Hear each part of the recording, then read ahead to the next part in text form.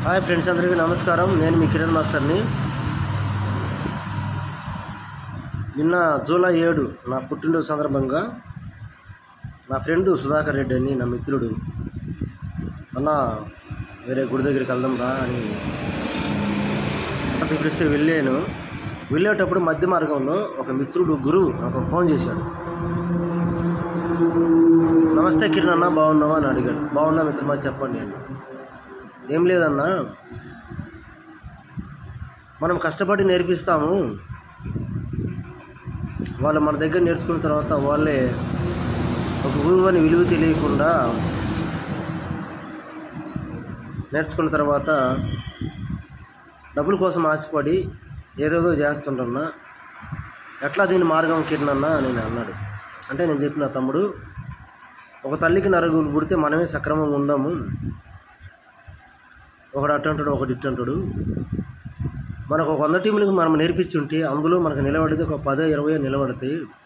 ఎందుకంటే వాళ్ళల్లో గ్రూపులలో ఎంతోమంది విడదీసి పుల్లలు పెట్టి మనం డబ్బులు ఇచ్చి నేర్చుకున్నాం కదా, గురువులు మనం పిలిచేది ఎంతమంది ఉంటారు మా మిత్రమా, అవన్నీ పట్టించుకోవద్దు.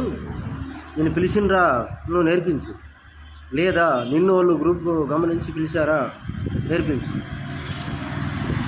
అంతేగాని వచ్చింది మన టీం, రాంది వదిలేయాలి, అంతవరకే.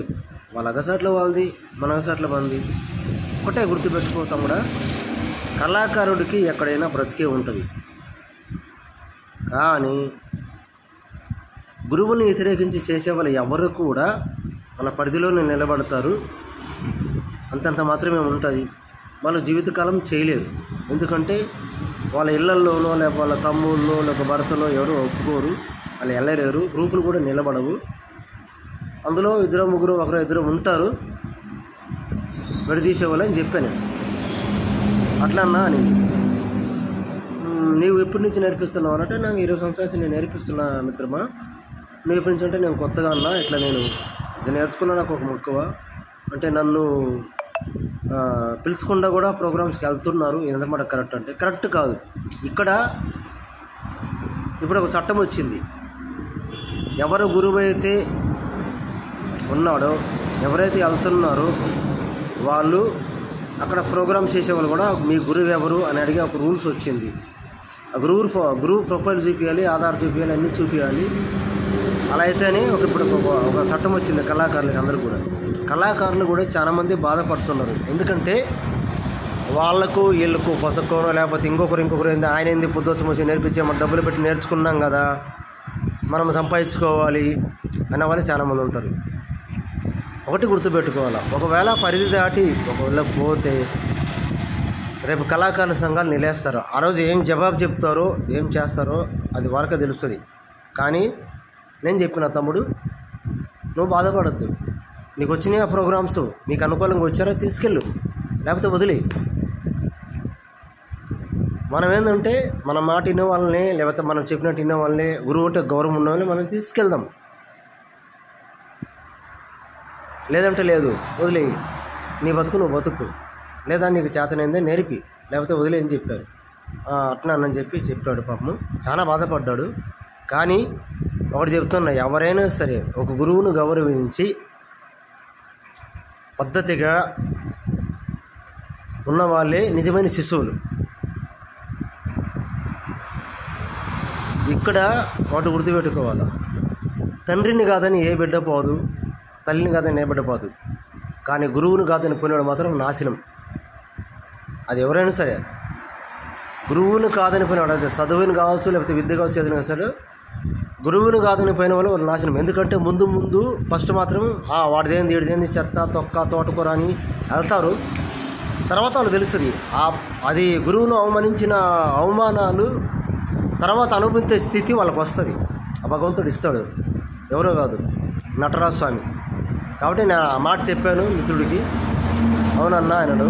ఓకేనా, నేను కలవాలన్నా, రా తమ్ముడు కలుద్దామని చెప్పాను.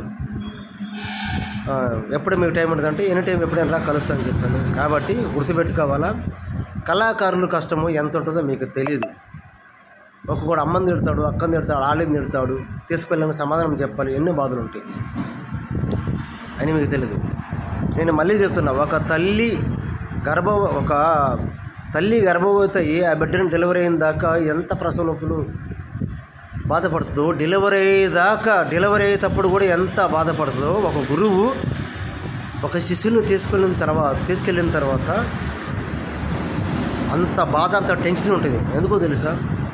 ఎవడొచ్చి తాగి మీద పడుతాడో అని, ఎవడొచ్చి ఏం చేస్తాడో అని, ఎవడొచ్చి ఏం మాట్లాడుతాడో అని అన్ని గురువే సమాధానం చూసుకోవాలి. రేపు వాళ్ళ భర్తలకు సమాధానం చెప్పాలి, రేపు వాళ్ళ ఫ్యామిలీలకి పెళ్లి కాని పిల్లలతో వాళ్ళ ఫ్యామిలీకి సమాధానం చెప్పాలి. ఒక గురువు నమ్మి పంపించినమంటే ఒక గురువుగా కేర్ తీసుకోవడం మా బాధ్యత అది. కాబట్టి గురువు ఉన్న సంవత్సరం గురువు లేని ఇద్ద గుడ్డిద్దని నేర్చుకొని మీరు పోయినా కూడా గురువు లేని లేవుట ఆల్రెడీ మీకు అక్కడ తెలుస్తుంది. గర్వంతో చేస్తే అది వరదలేదు, అది గుర్తుపెట్టుకోవాలి. గర్వంతోనో డబ్బులతో చేస్తే అది వరదలేదు. కాబట్టి దయచేసి గుర్తుపెట్టుకొని ఎవరు గురువులైతే ఉన్నారో, ఎవరు గురువులైతే నేర్పిస్తున్నారో మరో గడ్డి తినకండి. ఆ మిత్రుడు చాలా బాధపడ్డాడు పాపం. అన్న నేను ఏమనింది లేదు, ఏం చేసేలేదన్న, వాళ్ళు నన్ను ఇట్లా అన్నారని చెప్పాడు. అతని పేరు చెప్పను, ఎందుకు పాపం రాడవుతాడని చెప్పి నేను చెప్పలేదు.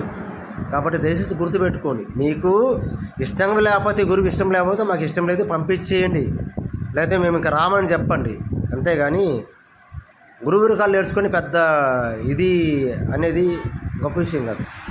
ఒకటి, ఒక గురువుని కించపరిస్తే మన కుటుంబాన్ని మనం కించపరుచుకున్నట్టే, ఒక గురువుని బాధ పెడితే మన కుటుంబాన్ని బాధపెట్టుకున్నట్టే. తల్లి తండ్రి గురువు దైవం అన్నాడు కాబట్టి తల్లిదండ్రుల తర్వాత గురువే. కాబట్టి గుర్తుపెట్టుకోండి దయచేసి. ఎవరు కూడా గర్వానికి పోగాకండి. ఒకవేళ పోయినా మీ ఇష్టం, అది మీ కర్మ, దానికి మేమేం చెప్పలేము. కాబట్టి ఓకేనా? Thank you brothers, all of you. కళాకారులకి, గురువులకి, కళాకారులకి, ఆటబిడ్డలకి అందరికి కూడా కిరణమాస్తరుతున్న అందరికీ కూడా నేను చెప్తున్నాను, ఎవరు మీరు కూడా మంచి టీంలు ఉంటే చూసుకొని వెళ్ళండి. వాళ్ళు మీ మాట ఉంటే నేర్పించండి, లేకపోతే ఎక్కడ కొట్టండి. లేదు ఎక్కడన్నా ప్రోగ్రామ్స్ చేస్తుంటే అయినా వాళ్ళ ఐడి కార్డులు కానీ ఏదైనా చెక్ చేసి చూపించండి. ఒకవేళ తెలియక దొంగతనంగా చేసినా కూడా ఒకసారి చేస్తారు, రెండుసార్లు చేస్తారు దొంగతనాలు, తర్వాత మళ్ళీ చేయలేరు కదా.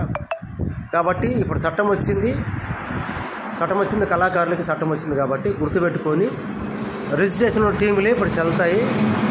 గురువులు ఎవరైనా రిజిస్ట్రేషన్ చేయించుకోకపోతే చేయించుకోండి దయచేసి. ఒకవేళ ఎవరన్నా శిష్యులు మేము గురువులు మరి రిజిస్టర్ చేసుకుని మీ గురువులు అడుగుతారు, గురువుది శిష్యురాలది మొత్తం శిష్యులది ఉండాలి అక్కడ. కాబట్టి గుర్తుపెట్టుకొని ఏం బాధపడదు. గురువులకు, కళాకారులకి కష్టాలు మామూలే, తప్పవు. ఒక ఊరు ఉన్నట్టు ఒక ఊరు ఉండదు, ఒక టీంలో 10 మంది ఉన్నట్టు మిగతా వాళ్ళు ఉండరు. ఇవన్నీ మామూలే. గుర్తుపెట్టుకో తమ్ముడా, మిత్రమా, జాగ్రత్త. ఓకేనా? Thank you.